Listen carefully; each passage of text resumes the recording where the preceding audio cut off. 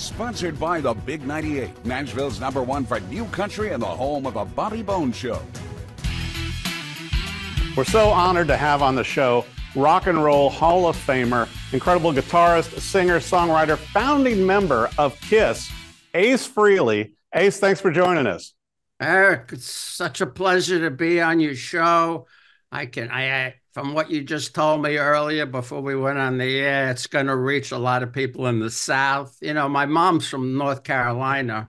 Ah, see, and you're from the Bronx, you know? I'm from the Bronx. My dad's from Bethlehem, Pennsylvania, and they met at a church dance in New York and subsequently, got married and had 3 kids, and I'm the baby. Yeah, you're the baby, but also a very musical family, which we're going to talk about. But first, I want to bring up, Ace, this incredible new album. I can't get this album out of my head. 10,000 Volts. I don't think this is an album that you want to play in your car while you're driving down a highway.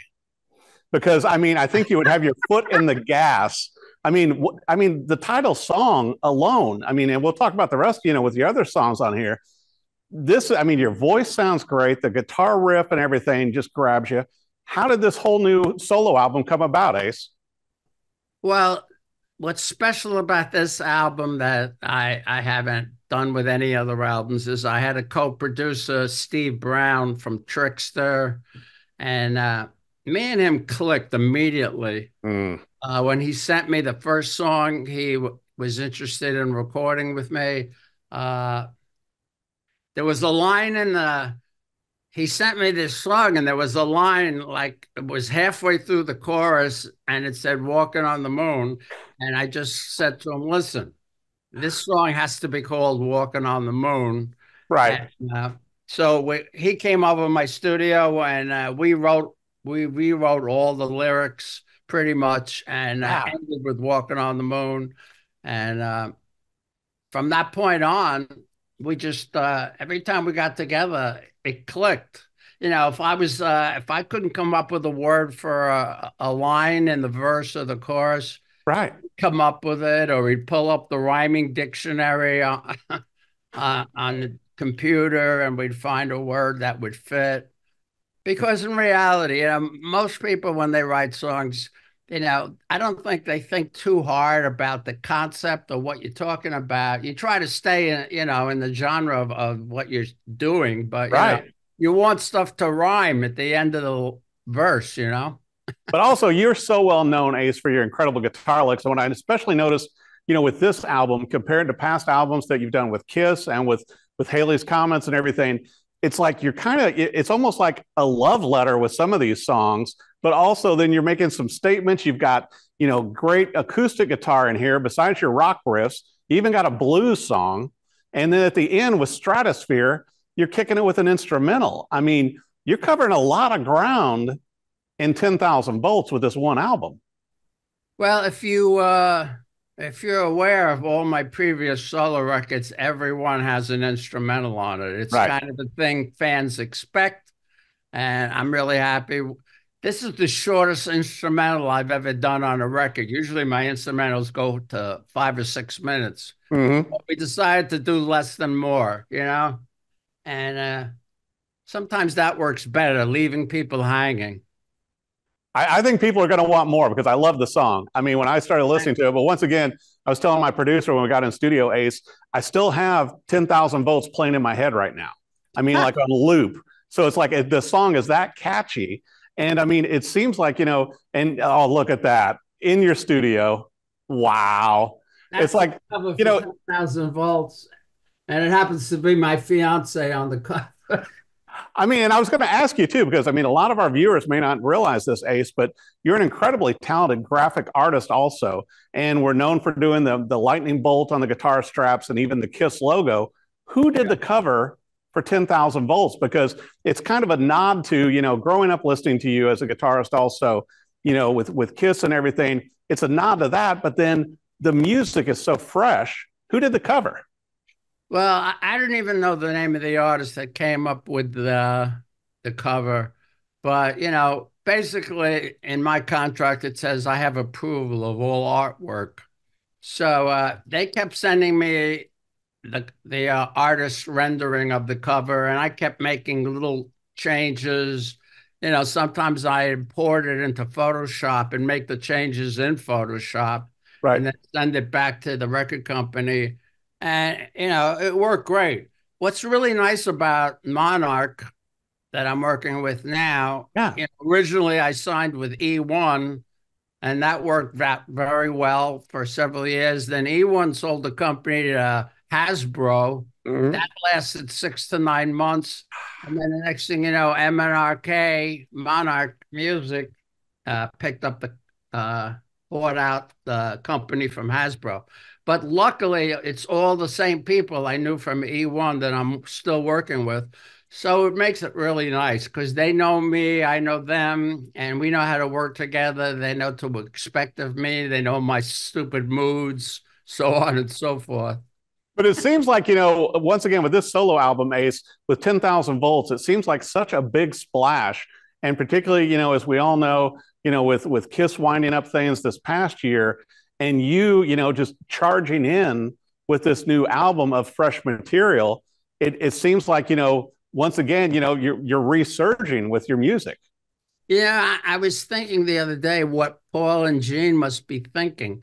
Maybe they thought it was some master plan that as soon as they did their last concert at Madison Square Garden, you know, it just worked out that I got the album done, a couple of weeks before they did their last show, and the record company rushed to get the first single out as soon as possible, and it just went through the roof. I couldn't believe the amount of hits it had on YouTube, Mhm.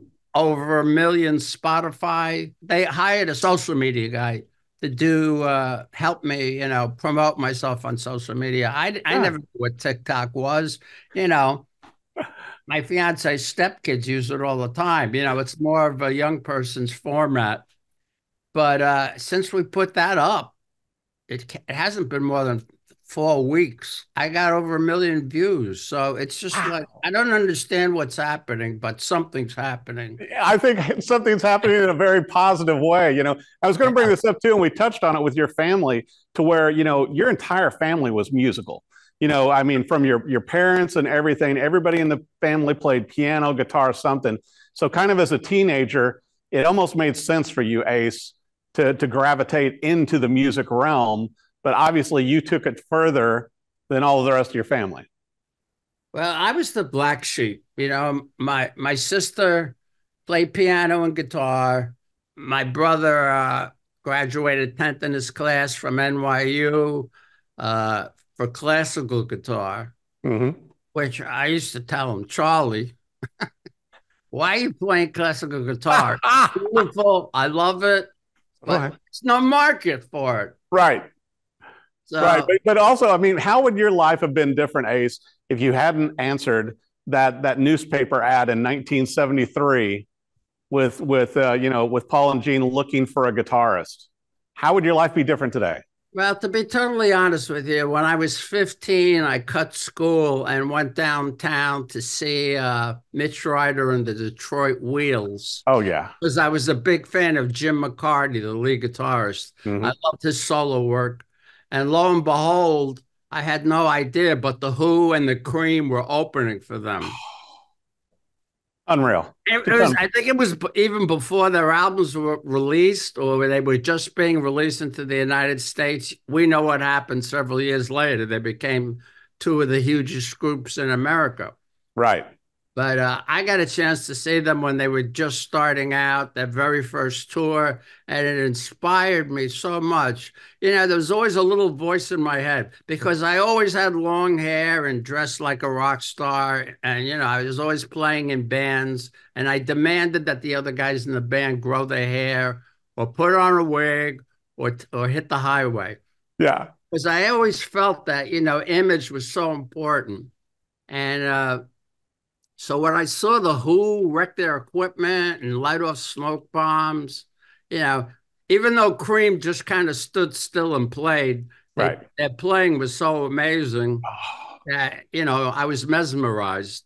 But after seeing them perform, not to sound egotistical, but I said, hey, I can do that. Right. Just give me a little time, because I practiced guitar every day back then.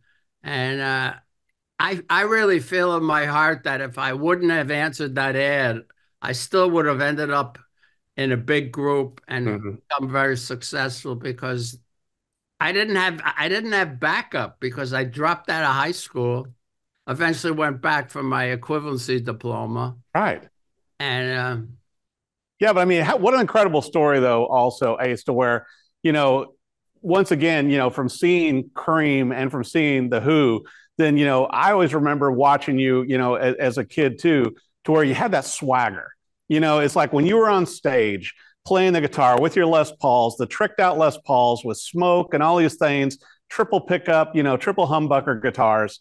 You always had the style, but then also your playing delivered. And so you've got all of these guitarists that look up to you now, over the years. I mean, to where you're the icon for them as a guitarist. I get that constantly, and I never took a guitar lesson except one. I have to actually say, when I was 13, I was in the basement of an apartment building in the Bronx, and I don't know if you remember the group, the Blues Magoos, with Oh yeah, Castro. They yeah, had that big hit, "We Ain't Got Nothing Yet." right.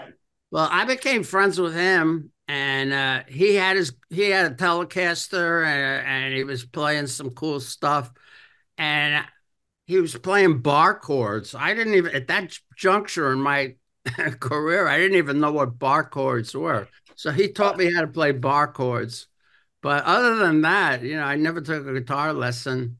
And me and Pepe are still friends. He was actually here in my studio 6 months ago, and we were working on a couple of songs for the album that unfortunately never made it. But Hmm. I hopefully there'll be a bonus track, if the record company needs one, or they'll be used in a future record.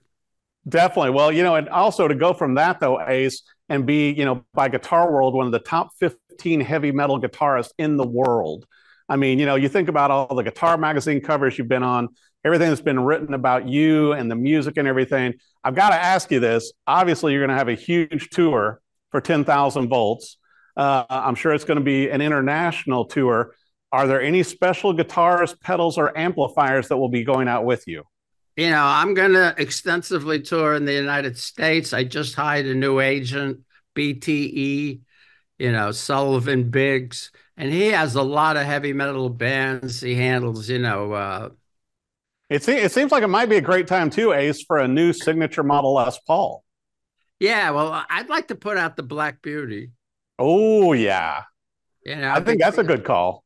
I mean, where is it? I still have it. It's right here. Where is it? I love the guitar boat. Oh, there it is, triple pickup. That is And gorgeous. this is the one from the 70s. Oh my gosh, Yeah, that but is it was amazing. my idea to do cream on every cover and every bracket and the pickup Wow, and the ring. Everything had to be cream. Even the tuning pegs had to be cream. what a gorgeous guitar. And I think for some reason, guitarists it caught on that look. Uh huh. Be honest with you, I don't even have the bridge pickup. I'm sorry, the neck pickup and the middle pickup connected because all Wow. I use is the bridge pickup, the treble pickup. Amazing. Well, I'll tell you what, I know you've got a bunch of great things going on. I was going to bring up also, your book, No Regrets, that came out back in 2011. You're probably going to have to update it now because it was a New York Times bestseller. And it seems like over the last, 13 years, you're going to have more to add into a book. You might have to do a brand new one, Ace.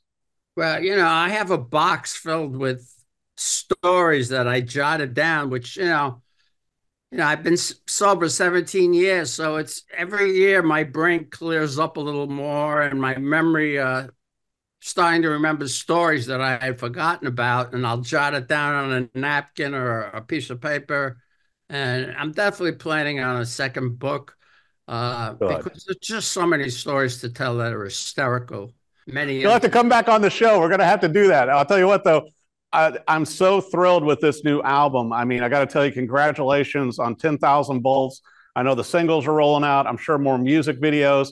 Everybody's going to want to see you live in concert. Your voice sounds great on this as well. I want to make sure for our viewers, Ace, for the website and social media, where should they go so they can keep up with everything that you've got going? Yeah, we're shooting the video for Walking on the Moon, which is the second single being released on the 19th of this month. And I think that's going to be released on the 29th. Awesome. And Cherry Medicine is going to be released as a single, and we're planning an elaborate video for that one. And that's going to be released on the same day the album's released to give a little kicker. So I'm really busy. And last night I was looking at mansions to film the video in, because we have all these crazy ideas. They want me to pull up in a sports car, so on and so forth. But it's a lot of fun. I don't have a manager, so I'm basically managing myself with the help of my agent, and my attorneys and my assistant, John Ostrowski, who does so much for me. Well, you just have that rock and roll cool, though, Ace. And I mean, it's so nice to see an incredible new album like this that you're releasing, solo album with 10,000 volts. I think this is going to be an incredible year for you. And congratulations. It sounds great. The music, the guitar work, your voice. This is going to be a great year for Ace. Well, I hope, I'm chomping at the bit for the kids to hear the record, because and I'm getting all this incredible feedback on just one song. Right. And I've read some of the comments, and some people are saying, well, this is a great song, but what's the rest of the album going to be like? I don't think there's any filler on this record. None. I listen to all the tracks, ahead of time. And every song on here is incredible. I mean, there's not a bad cut on there. Yeah, well, working with Steve Brown really made everything come together, because he's a great guitar player, a great lyricist, a great singer. He did a lot of the background harmonies on the vocals. Some people I'm reading, they think I auto-tuned my voice, but I did not. No. And every vocal on the record, every song that I sing is me. I can tell it. Well, I'll tell you what, Ace Frehley, thank you so much for joining us. Congratulations on 10,000 volts, this amazing solo album. And I can't wait to see you live. I hope you come through town so we can see you in concert.